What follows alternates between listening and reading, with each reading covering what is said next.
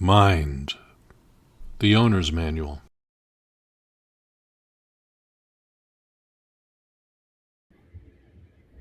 The question is, can I expect to gain mighty powers through practicing meditation? Well, in Mudra Ashram, as you work to unfold your ensouling entity and your spirit, different abilities will appear before you. But your ensouling entity is going to choose those abilities which are germane to its purpose. So there may be no reason that you need to incorporate the ability to levitate. But if you're doing spiritual ministry, certainly you want to develop the power of what we call effulgence, the ability to take the light and to send it out from your deepest nature.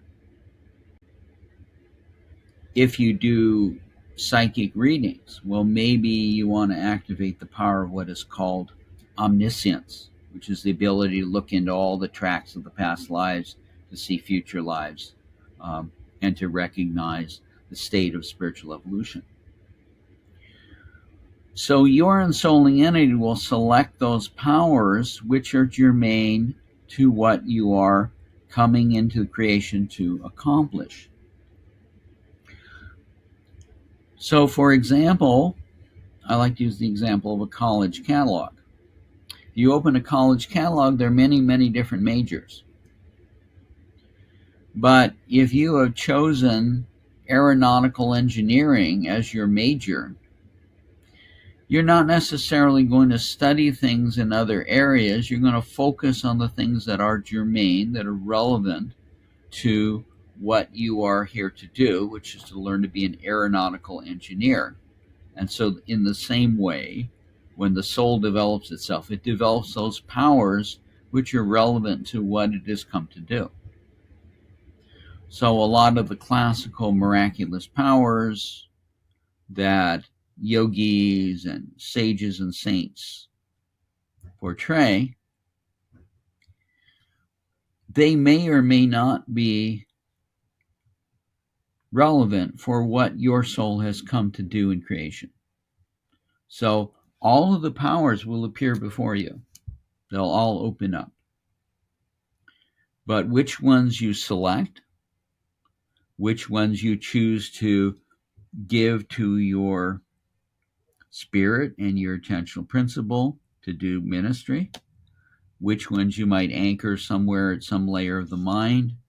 So you go in a state of meditation, you go to that level and you have access to the power, or which powers you want to anchor right in your physical brain so you can simply ask for the power to be manifest.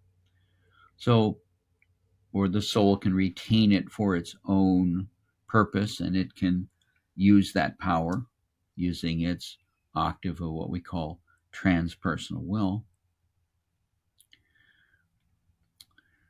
But again, the purpose is not to gain powers to impress your friends. The purpose is not to gain powers simply to collect powers. You want to gain the powers that you need that will move you forward in your divine service, that will enable you to enact your divine service. So your soul, your ensouling entity has come into creation to do something. And those powers which help your soul do that, those are the powers that it is going to activate. It's not going to activate every single power that's available. It has access to them, but it's not going to select it. So we don't seek spiritual powers per se. We seek the evolution of your ensouling entity for it to move to its next stage of development. And in each new stage of development, there's a potential to have a new ability. There's a potential to have new knowledge and wisdom and develop new compassion, love, and virtues.